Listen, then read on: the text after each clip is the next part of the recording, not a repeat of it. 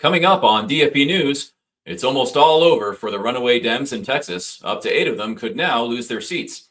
Also, watch out, there's a new sheriff in town. He's patrolling the streets with the DC cops. And is your family suffering from screen damage? Matt and Season Wilmoth have the solution. We've got news for you, those stories and more right now on DFE News.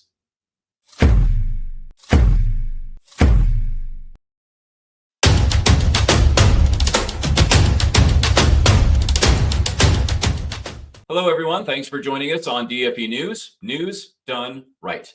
I'm Jeff Kirk. Be sure to like, subscribe, share, and comment so everyone gets to see DFE News. So much is going on. Let's get right to it.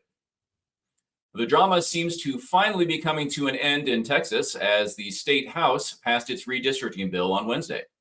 Nearly a month after the Texas Democrats fled the state in order to avoid holding a vote, the inevitable finally happened as the redistricting measure passed the House by a vote of 88 to 52, split along party lines. And despite threats from Governor Greg Abbott, none of the AWOL Democrats were arrested or had their seats vacated. The new district map now heads to the Texas Senate for approval and is expected to add 5 U.S. House seats to Republicans. Up to 8 Democrat lawmakers, including Jasmine Crockett, could now lose their seats. But while the drama dials down in Texas, it may be ramping up elsewhere because blue states like California have vowed to follow the same tactic in response to increase their number of Democrat representatives. Despite being unable to stop the vote, critics did give the Texas Democrats 2 thumbs up for their theatrical performances. A law from the Obama administration about semi-truck drivers is back in the spotlight following a fatal crash in Florida. The rule, which says that in order for a person to earn a commercial driver's license or CDL, they must be able to read English, and that law was never strictly enforced. But Harjinder Singh, an illegal immigrant from India, was able to earn a CDL in California after failing the required English test. Authorities say Singh killed 3 people last week while making an illegal U-turn on a Florida highway. The Trump administration has pulled the license of the California-based trucking company that employed Singh and temporarily paused issuing new visas for commercial truck drivers. Under the new system, failing the English test puts the driver out of service immediately and could disqualify them from getting a CDL in the future. Well, watch out, DC criminals. The big man himself will be out on the streets tonight to establish law and order. The president confirmed Thursday he would be joining DC police and National Guard to personally patrol the streets of Washington, D.C., as part of his administration's effort to clean up the Capitol.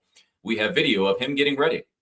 Be very careful. You don't want to slip or fall like somebody else.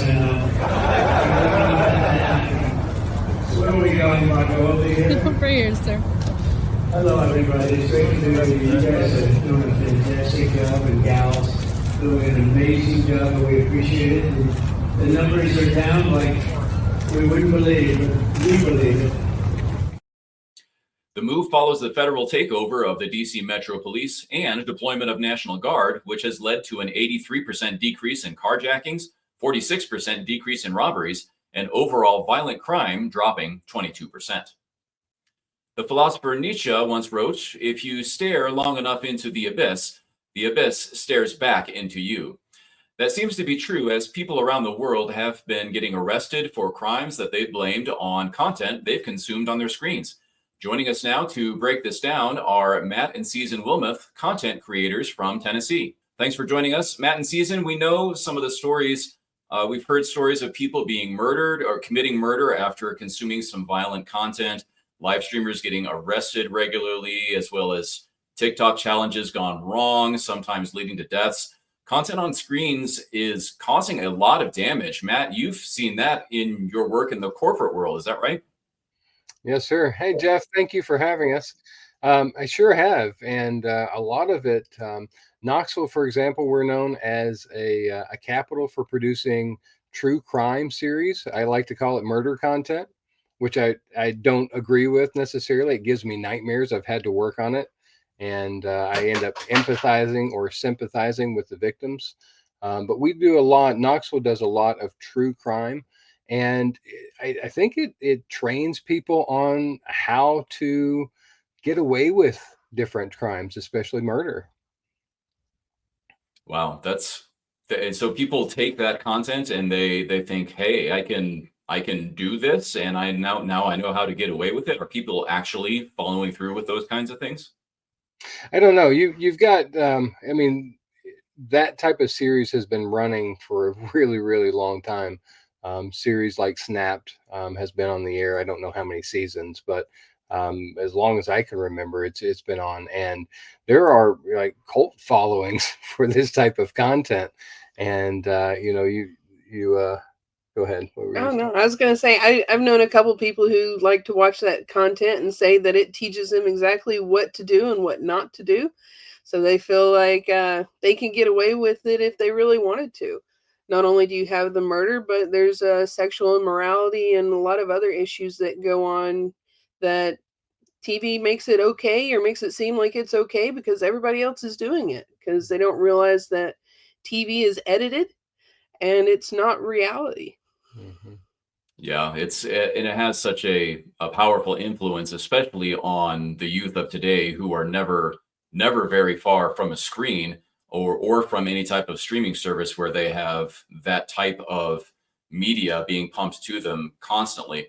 Matt and Season, could you please share a little bit of your testimony with us and how ultimately the two of you ended up working together in entertainment? You want to? Sure. Well, I started in television. I've been 30 years in the television industry, primarily as a video editor.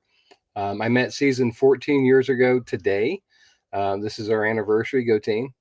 And Congratulations. thank you. We met, and later in life, in working in the television field, I had my head in the ground as far as content. I wasn't really paying attention. Some of the murder content resonated with me as not okay content or content I didn't agree with. But it really came to light when we started noticing the satanic or the demonic influences in content. A few years ago, we had some tragedy in our life. Um, So yeah, we were very much different from where we are now when we first met. We drank a lot and partied a lot and just participated in the world.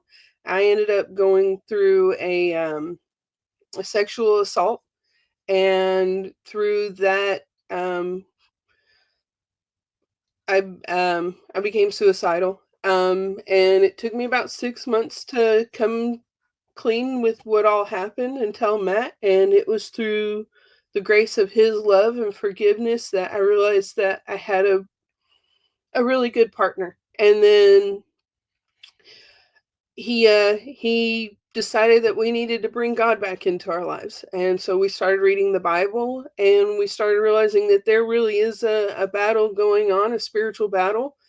And with what he was doing and editing and some of the content that he was being made to edit, we realized that we didn't want to be serving bad. We wanted to serve God in what we did, and that was one of the reasons why we decided to start Almighty Wings Productions. Yeah, that's incredible. It's never an easy thing to have that obstacle to overcome that's placed in your life. Can you talk a little bit about more of the challenges that you've faced or the sacrifices you've made in order to leave that world behind, the secular world, secular media behind, and start your own company? well, it's definitely a leap of faith. I was during COVID. I was editing a series in our home, and it dealt with satanic content. It was for a major network, and they had me re-editing the series, and they were doing seances on screen. They were conjuring people on screen, and I prayed a lot during that time for that. I prayed that God. I didn't want to use the talents that God had blessed me with to edit that type of content, and God answered. We had a year contract. They called in July and said, "Hey, we ran out of work." And we couldn't find anyone after that to tie their shoes. There was no one who was looking for an editor at that time. We cashed in our 401k. We completely drained our savings, and we were really trying to figure out if we needed to stay in the industry or get out and do something else. And we just felt kept feeling like God was calling us to stay in the industry because there was such a need for family friendly or for faith-based content that was going against the norm. People are tired of Hollywood. They're tired of the major news networks. They're tired of the inappropriate content, the horror content, the graphic content. We hear over and over and over that people want family-friendly content, something that they can have on when the kids walk in the room. They don't have to shut it off. They don't have to worry about language. They don't have to worry about sexual content or demonic content or whatever it is. We just keep hearing that family and safe content is a huge demand right now. Yeah. Yeah, absolutely. I think of the things that I have watched on TV over the last year, even some of the podcasts that I listen to on a regular basis. A lot of times they're seem perfectly safe, and then suddenly my kids are in the room and the podcaster drops an inappropriate word or an inappropriate subject. I think of some TV shows that I've enjoyed. I really enjoyed the early seasons of, just for example, Stranger Things, where there was more of an air of mystery and monster. And then towards the later season, really took a turn for the dark, toward the very demonic. And it really disturbed me. And I made sure I wasn't going to allow my kids to watch that last season, even if they wanted to. It was just not appropriate. Right. It really seems like so many start that way. They really are nice at the very beginning. They make everything sound like it's going to be great and family friendly, and then by the time you get into season 2, season 3, they take a nosedive, and it just becomes they make it seem like it's okay to do these awful things, and that everybody's participating in it, and we don't agree with that. We don't want to participate in that. We want to make something that's of a high caliber, that's different, and that families can watch together and still be entertaining. Yeah. Well, and magic is a big problem. If we're anti-magic in our household, and when you mention that to people, they think we have 3 eyes. Like, what? You don't like magic? And they're like, no, we don't want to participate in it. We don't want to teach our kids that it's okay. We're making a stand, and anyway, sorry to interrupt, Jeff. No, that's fine. I think you're absolutely right. It seems like so much of the media today is not even trying to hide its agenda. We mentioned the bait and switch. It starts out perfectly fine and then takes a turn once they've got you hooked. But Matt, you mentioned like the seances. Those things start creeping in more and more often. There's a lot of mocking of Christians, mocking Jesus or believers. How can we as Christians together with our children, I mean, what can we watch now without guilt? We're not an easy question. We still struggle with that ourselves. At times. We try to find Christian content and providers. Our struggle has been finding high quality content, because it's hard to compete with what everybody else is using. Sometimes Christians don't always have the same money, so it's hard to say let's just get started and let's go with it. But we need to make sure that we're raising the bar to compete with what the world is producing. Yeah. So, well, and that's been part of our struggle as a Christian production company, or a Christian company that wants to produce entertainment, is that we want to produce high quality entertainment. That's part of our goal. If you're producing subpar quality shows, we feel like it's doing a disservice to the mission. That we should be able to, as Christians, be able to produce high quality entertainment. There's plenty of outlets out there that produce not Christian entertainment that's high quality, and that's where we feel like we're being called. Yeah, absolutely. Some people would say then that, well, it's okay if you make your thing, but we want art to be artful. We want the people who are swearing, or we want the nudity or the sex in the TV program or in the movie, but they don't want anyone to squash their artistic expression. What say you about that? Well, I think art is in the eye of the beholder. Right? You know, Oh, what you may think is art is not art. It's trash to some no. others, you know.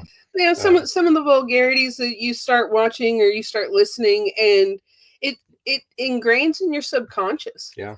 There are plenty. I mean, there are plenty of old school artists and content that was created where they didn't show you limbs being chopped off and blood and gore and all the sexual stuff going on. You can be artistic and creative and make a scene Sure. pop without having to Yeah. show so much or to disclose so much that it turns your stomach, or it's something where you're going to cover your kids' eyes and just like, Mhm. oh no, I'm so sorry, we shouldn't have had this on. Well, and I've run into that because I've edited a lot of reality television. That's one of the things I'm really good at. And it's a shame that when you say reality television to someone, their first thought is not a positive thought. Typically, it's garbage. It's Drama. trash. It's drama. And you can have a faith-based reality show. There's enough drama in life to be able to tell a compelling, entertaining story.